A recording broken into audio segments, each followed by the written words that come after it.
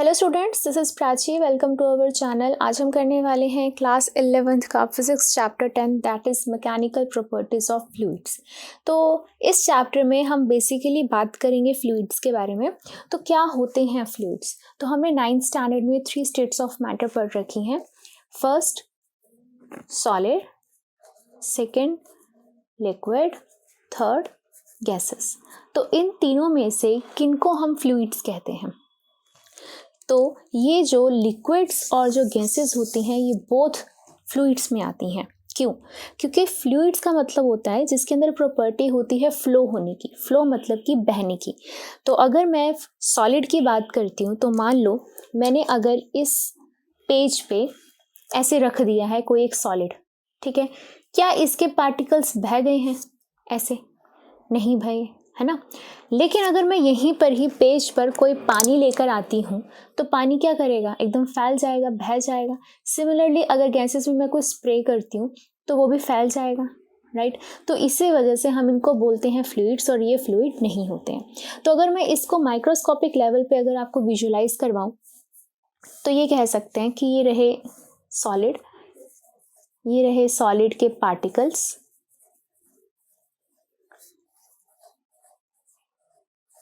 और लिक्विड के पार्टिकल्स कुछ इस तरीके के होते हैं, और गैसेस के पार्टिकल्स बहुत दूर दूर, राइट।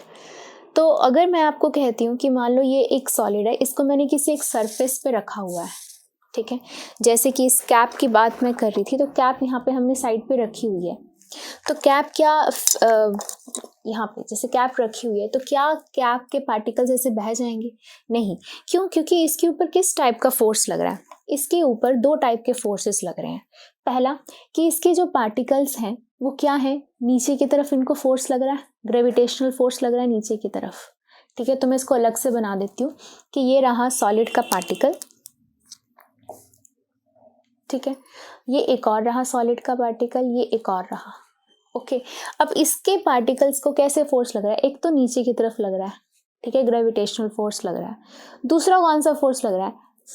ये ऊपर सरफेस है इसका, ठीक है, ये रहा सरफेस। अब ये वाले जो पार्टिकल्स हैं इसको अपनी तरफ खींच रहे हैं, अपनी तरफ, है ना।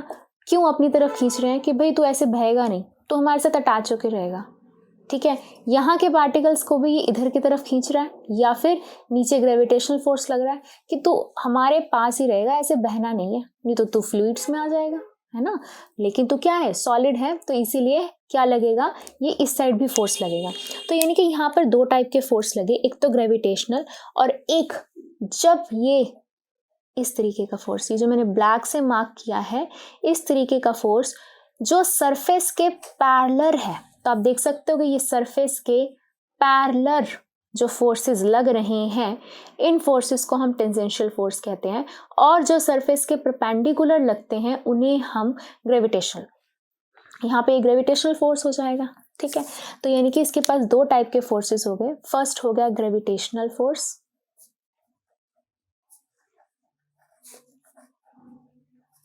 और जो दूसरा जो इसके सरफेस के पैरेलल लग रहा है उसे हम बोलेंगे टेंजेंशियल फोर्स, टेंजेंशियल फोर्स, ठीक है। तो ये तो हो गए सॉलिड, जिसकी वजह से सॉलिड्स नहीं बहते हैं। अब अगर मैं लिक्विड की बात करती हूँ, इस लिक्विड को अगर मैं एक कंटेनर में रखती हूँ तो वो ऐसे ही रहेगा, ठीक है, ओके। अब अगर यहाँ कंटेनर नहीं होता तो अगर मैं कंटेनर हटा दूँ तो ये ऐसे बह जाएंगे, ठीक है। तो कैसी शेप ले लेंगे? वो कुछ इस तरीके की बहेंगे, तो कुछ इस तरीके की शेप ले लेंगे, है ना, वैसे सरफेस पे ऐसे बह जाएंगे।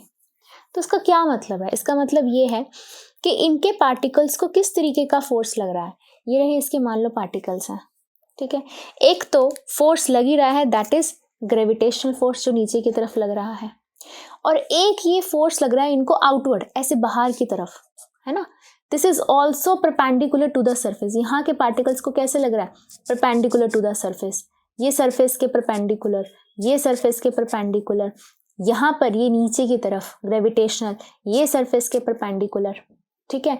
तो यानी कि इसको टेंजेंशियल फोर्स नहीं लग रहा, यानी कि ये पार्टिकल इसको अपनी तरफ खींच के नहीं रख पा रहा है, लेकिन ये फोर्स कैसे लगा रहे हैं? ये लगा रहे हैं परपेंडिकुलर टू द सरफेस, ठीक है, या फिर ग्रेविटेशनल फोर्स जो नीचे की तरफ।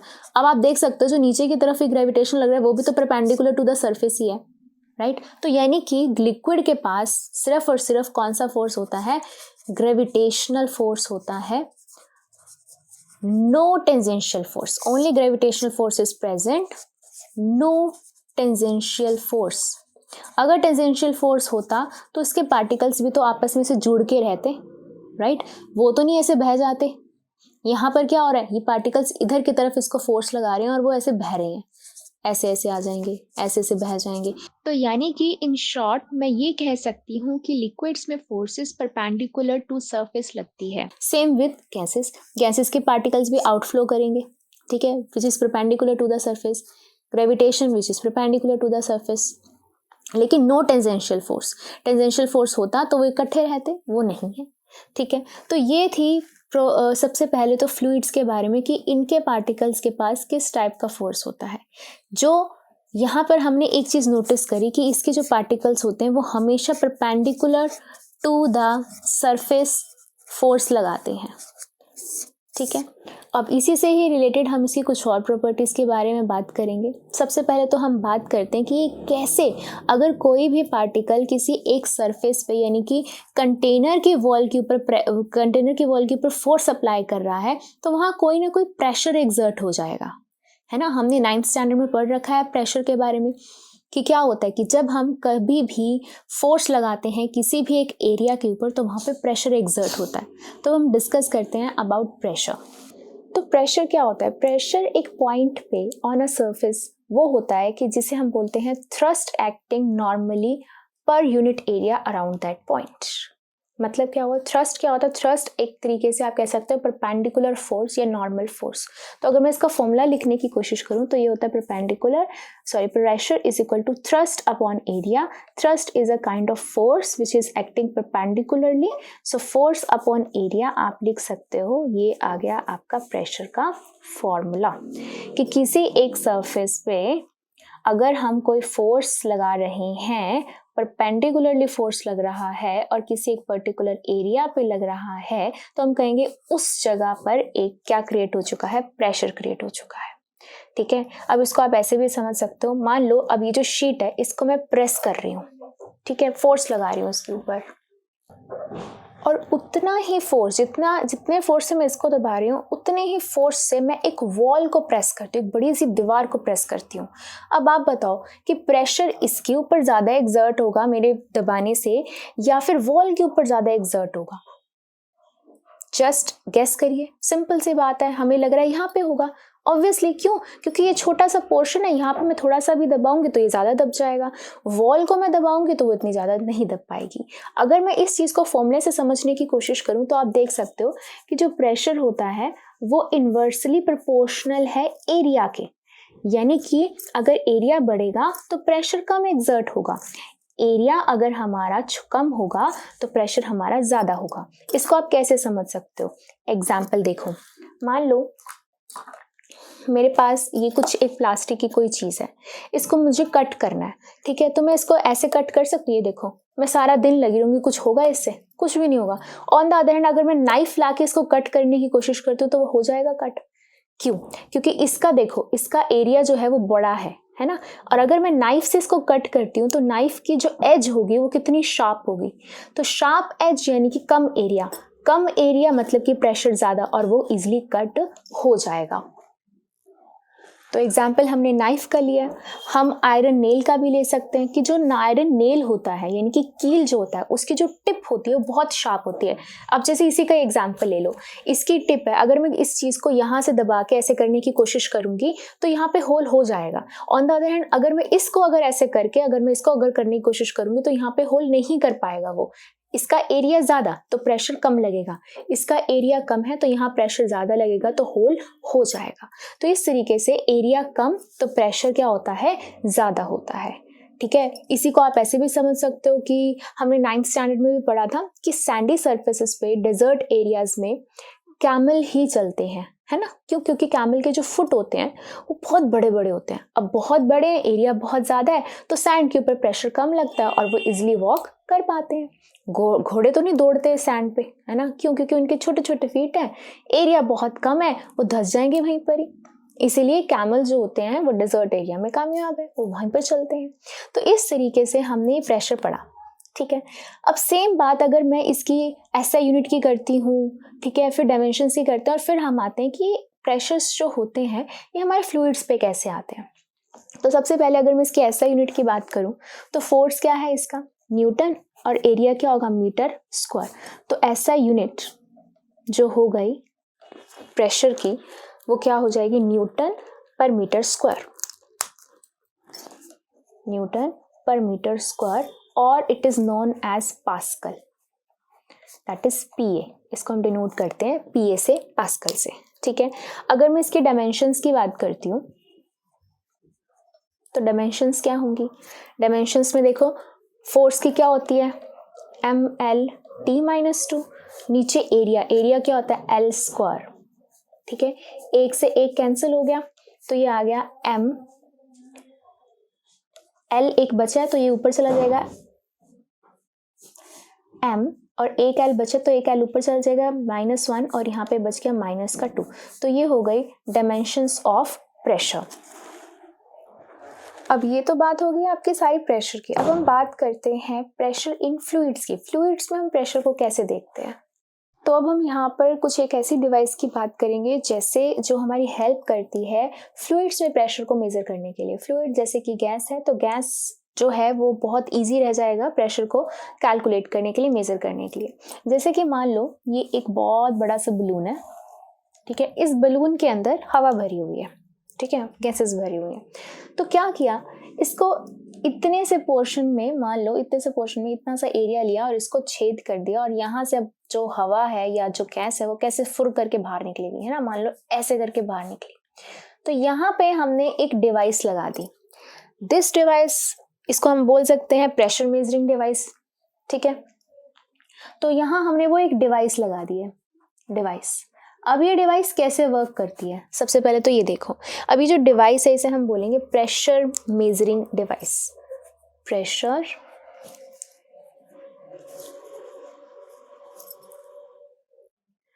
तो ये प्रेशर मेजरिंग डिवाइस वर्क कैसे कर रही है। हमने क्या किया है, हमने एक ऐसे एक सिलेंड्रिकल एक वेसल लिया। अब इसके अंदर क्या है, यहाँ पर हमने लगाया है एक तरीके से मूवेबल पिस्टन, ठीक है। यहाँ से ऐसे मूवेबल पिस्टन है ये, और यहाँ पे है एक तरीके का स्प्रिंग,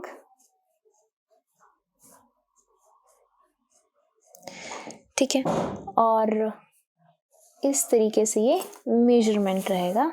अब ये क्या है, इवैक्यूएटेड चैम्बर है। इवैक्यूएटेड का मतलब क्या है कि ये वैक्यूम है, इसके अंदर कोई भी एयर प्रेजेंट नहीं है।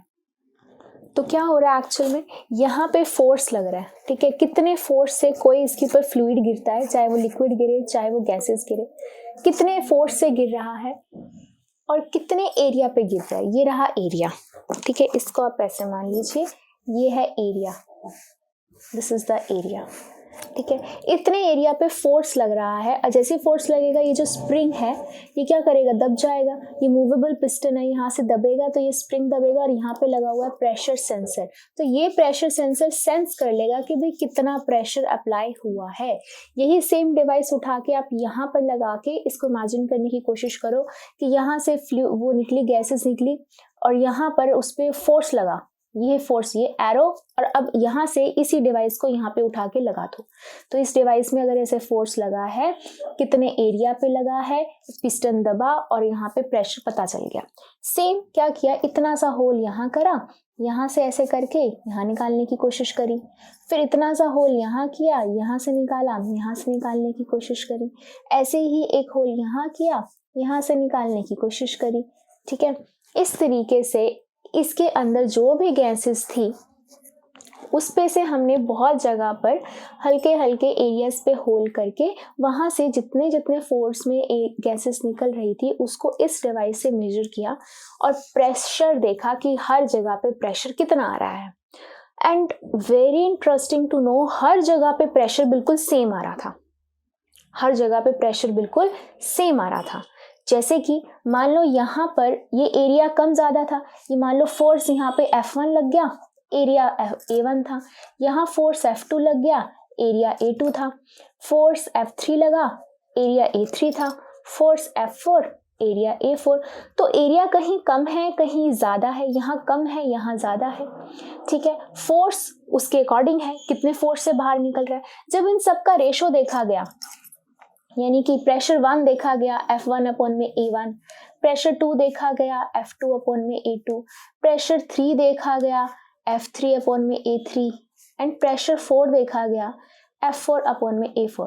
एंड वेरी इंटरेस्टिंगली हमने देखा भाई चारों प्रेशर सेम ही आ रहे थे, that is P1 equals to P2 equals to P3 equals to P4, that is P। एक ही प्रेशर आ रहा था हर जगह पे। वहां से एक कंक्लूजन निकाला गया कि जैसे कि कोई भी डायरेक्शन हो, किसी भी डायरेक्शन में, हर डायरेक्शन में जो प्रेशर है वो बिल्कुल सेम आ रहा है हमारा, तो प्रेशर को एक स्केलर क्वांटिटी डिक्लेयर कर दिया कि प्रेशर जो है वो एक स्केलर क्वांटिटी है, बिकॉज फ्लूइड में हर जगह पर जो प्रेशर लग रहा है, हर डायरेक्शन में जो प्रेशर लग रहा है वो बिल्कुल सेम लग रहा है, बिल्कुल सेम है। आगे आगे जाएंगे तो आपको पता चलेगा। अब आपके दिमाग में बहुत सारे क्वेश्चंस आ रहे होंगे कि मैम फोर्स तो हमारी वेक्टर क्वांटिटी होती है, एरिया भी हमारी एक वेक्टर क्वांटिटी है, तो प्रेशर भी वेक्टर होना चाहिए। कहीं ना कहीं किसी ना किसी एक आधे पॉइंट पे, किसी कंडीशन पे प्रेशर को हम वेक्टर भी कंसीडर करते हैं, बट आपके एनसीईआरटी में वेरी क्लियरली लिखा है कि ये एक स्केलर क्वांटिटी है, क्योंकि हमारे फ्लूइड्स में हर जगह पे जितना भी मैग्नीट्यूड आ रहा है प्रेशर का वो बिल्कुल सेम आ रहा है। दैट्स वाई ये क्या है, एक हमारी स्केलर क्वांटिटी है। जब ऐसी कभी कन्फ्यूजन्स होती हैं, कई बार वो हमारी वेक्टर क्वांटिटी, कुछ क्वांटिटीज ऐसे होती हैं कई बार वो वेक्टर अपना रोल प्ले कर रही होती हैं, कई बार स्केलर रोल प्ले कर रही होती हैं, तो उन क्वांटिटीज को हम टेंसर क्वांटिटीज भी कहते हैं। लेकिन वो अभी आपने डिस्कस नहीं करना, नहीं पढ़ना, क्योंकि अभी तक आपके एनसीईआरटी में वो चीज मेंशन नहीं हुई है। जब होगी definitely I will explain that thing. अभी के लिए सीधा सीधा लिखा है कि आपकी जो प्रेशर है, प्रेशर इन फ्लूइड्स जो है वो क्या है, एक स्केलर क्वांटिटी है, तो आपने उसको स्केलर ही आप मेंशन करेंगे, ठीक है। तो ये तो एक प्रॉपर्टी होगी प्रेशर की। अब एक और फ्लूइड्स की वेरी इंपॉर्टेंट प्रॉपर्टी आती है, that is density. Now let us discuss about the density. तो हम अब डेंसिटी को कैसे डिफाइन करते हैं कि डेंसिटी एक किसी भी मटेरियल की ऐसे डिफाइन करते हैं जैसे कि मास पर यूनिट वॉल्यूम। तो फॉर्मूला हो गया density is equal to mass upon volume, इसको हम डिनोट करते हैं rho. This symbol is called rho, ठीक है। This is mass, m for mass, v for volume, ठीक है। अब इसका सिंपल अगर मैं मीनिंग समझूं तो आपको मैं क्या बता सकती हूँ कि मान लो इतना सा मैंने कंटेनर लिया है और ये रहा इतना सा एक और कंटेनर, ठीक है। यहाँ तक मैंने वाटर भर दिया और यहाँ तक मैंने हनी भर दिया। इसमें है वाटर और इसमें है हनी, ठीक है। किसकी डेंसिटी ज़्यादा होगी आप खुद बताइए। दोनों का वॉल्यूम सेम है, ठीक है, दोनों का वॉल्यूम सेम है क्योंकि मैंने सेम कंटेनर लिया है। आपको पता है कौन ज़्यादा भारी होगा? इतने से में अगर मैं वाटर लेती हूँ और इतने से में अगर मैं हनी लेती हूँ, कौन सा ज़्यादा भारी होगा? हनी भारी होगा। तो मास ज़्यादा है हनी का उतनी ही क्वांटिटी में, तो मास ज़्यादा हो गया हनी का तो डेंसिटी हनी की ज़्यादा हो गई, ठीक है। तो इस तरीके से लिक्विड्स में भी क्या होता है, मास अपॉन वॉल्यूम, ऐसे ही उसको हम बोलते हैं कौन सी चीज़ कितनी डेंस है, तो honey is more dense then water. Fine. अब ये जो डेंसिटी है उसकी भी एसआई यूनिट है, उसकी भी डायमेंशंस हैं, तो हम एसआई यूनिट भी निकाल लेते हैं। तो एसआई यूनिट ऑफ डेंसिटी, ठीक है, क्या होगी? मास की एसआई यूनिट बताओ, केजी, और वॉल्यूम की मीटर क्यूब, तो डिवाइड में है तो पर मीटर क्यूब आ जाएगी। सिमिलरली अगर मैं डायमेंशंस की बात करती हूँ तो डायमेंशंस क्या होंगी? ऊपर क्या है? मास है, तो मास के लिए क्या लगेगा? m। नीचे क्या है? वॉल्यूम। वॉल्यूम क्या होता है? L क्यूब, ऊपर चला जाएगा L-3। तो ये हो गई डायमेंशन ऑफ डेंसिटी। अब एक और टर्म आती है डेंसिटी, या इसको हम बोलते हैं स्पेसिफिक डेंसिटी या फिर relative density. Relative density, as name indicate, relative मतलब कि हमें किसी चीज़ से उसको रिलेट करके बताना है। तो जब कभी भी हम किसी चीज़ को रिलेट करके बताते हैं कि भाई इसके कंपैरिजन में बताओ कि ये कितना डेंस है। जैसे कि मान लो मैंने वाटर की अलग से निकाल ली, हनी की अलग से निकाल ली। अब मैं कहती हूँ नहीं मुझे ये बताओ भाई वाटर से कितना ज़्यादा घना है, ये वाटर से ज़्यादा कितना डेंस है, ये कितनी ज़्यादा डेंसिटी है वाटर के कंपैरिजन में। तो जब हम किसी चीज़ को स्पेशली वाटर से रिलेट करके उसकी डेंसिटी बताते हैं उसे हम रिलेटिव डेंसिटी कहते हैं या फिर स्पेसिफिक डेंसिटी कहते हैं। तो जैसे मैंने अभी आपको बताया कि जब भी हम किसी भी सब्सटेंस की डेंसिटी को वाटर से कंपेयर करते हैं तो उसे हम स्पेसिफिक या रिलेटिव डेंसिटी कहते हैं। तो उसके लिए you must know the density of water. तो साइंटिस्ट ने density of water already calculate कर रखी है, दैट इज 1000 kg पर मीटर क्यूब। ठीक है, तो कभी भी अगर आपको दे रखा हो कि आपने रिलेटिव डेंसिटी निकालनी है तो उसके लिए आपको डेंसिटी ऑफ वाटर पता होना चाहिए। तो रिलेटिव डेंसिटी का फॉर्मूला क्या होता है ये भी मैं आपको बता देती हूँ। Relative density is equal to density of substance या फिर मटेरियल डिवाइड में डेंसिटी ऑफ वाटर। तो कभी भी हम किसी भी मटेरियल की डेंसिटी फाइंड करें और उसको अगर हम डिवाइड कर देते हैं डेंसिटी ऑफ वाटर से तो हमारे पास आ जाती है रिलेटिव डेंसिटी या फिर स्पेसिफिक डेंसिटी। ठीक है, तो अब अगर हम यहाँ बात करते हैं कि इसकी ऐसा यूनिट क्या होगी रिलेटिव की, तो आप खुद देखो ऊपर भी क्या है डेंसिटी, नीचे भी क्या है डेंसिटी। इसकी भी ऐसा यूनिट केजी पर मीटर क्यूब, इसकी भी केजी पर मीटर क्यूब, दोनों क्या हो गई कैंसिल होगी and hence relative density is unit less और डायमेंशंस भी नहीं है डायमेंशनलेस। तो यूनिटलेस एंड डायमेंशनलेस। तो अगर आपको रिलेटिव डेंसिटी के बारे में पूछें कि व्हाट इज द ऐसा यूनिट ऑफ रिलेटिव डेंसिटी तो you will write it is unitless and dimensionless because it is the ratio of similar quantities का रेशो है जिसकी वजह से ये यूनिटलेस है और डायमेंशनलेस है। इसको एक न्यूमेरिकल फॉर्म में करके बताती हूँ। जैसे कि मान लो आपको एक क्वेश्चन दे रखा है कि रिलेटिव डेंसिटी आपको दे रखी है, रिलेटिव डेंसिटी ऑफ एल्यूमिनियम दे रखी है आपको इस 2.7। ठीक है, कैलकुलेट इट्स डेंसिटी। तो इसकी आपको सिर्फ डेंसिटी बतानी है। तो रिलेटिव डेंसिटी दे रखी है तो यहाँ से आपको पता चल ही रहा है कि क्या दे रखा है। आप ये फॉर्मूला लगाओ, relative density is equal to density of substance या फिर मटेरियल जो यहाँ पे एल्यूमिनियम है डिवाइड में डेंसिटी ऑफ वाटर। ठीक है, ये आपको 2.7 दे रखा है, ये डेंसिटी ऑफ एल्यूमिनियम निकालना है। Density of water is already given that is 1000 kg पर मीटर क्यूब और कैन बी रिटन एज 10⁻3। ठीक है, kg पर मीटर क्यूब क्रॉस मल्टीप्लाई करेंगे तो डेंसिटी ऑफ एल्यूमिनियम कितनी आ जाएगी 2.7 इंटू 10⁻3 kg पर मीटर क्यूब। आपने यहाँ पे एक चीज़ नोटिस करी, जब क्वेश्चन लिखा हुआ था relative density of aluminium is 2.7 तो क्या इसके साथ कोई भी ऐसा यूनिट लिखी हुई है? नहीं लिखी हुई है। अगर सिंपल भी लिखा होता ना कि ये छोड़ दो, रिलेटिव भी छोड़ दो, सिर्फ लिखा हुआ डेंसिटी ऑफ एल्यूमिनियम इज 2.7 तो आप ऐसा यूनिट देख के ही समझ जाओ कि ये डेंसिटी नहीं है, ये इसकी रिलेटिव डेंसिटी है। जब कभी भी डेंसिटी और उसके साथ कोई भी ऐसा यूनिट नहीं लिखी हो तो आपको समझ आना चाहिए कि वो रिलेटिव ही है, और जब कभी भी ऐसा यूनिट लिखी हो तो वो आपको बताना चाहिए उसकी प्रॉपर डेंसिटी है। ठीक है, तो ये हो गया आपका एक क्वेश्चन। ऐसे ही आप लोगों की एनसीईआरटी में टेबल दे रखा है 10.1 जहाँ पर डेंसिटीज दे रखी हैं कुछ फ्लूइड्स की, जैसे कि वाटर की तो हमें पता ही है। ठीक है, ये होती है वाटर की। लेकिन अगर हम सी वाटर की बात करते हैं तो आपको पता है सी वाटर सॉल्टी होता है और ज़्यादा डेंस होता है, तो उसकी जो आती है ऐसा जो इसकी डेंसिटी आती है वो 1000 नहीं होती है, वो होती है 1.03 इंटू 10⁻3। ये इसको तो आप ऐसे लिख सकते हो 1 इंटू 10⁻3 kg पर मीटर क्यूब कंपेयर करने के लिए ये हो जाएगा 1.03। ये थोड़ा और डेंस होता है क्योंकि वो सॉल्टी वाटर होता है। ठीक है, kg पर मीटर क्यूब।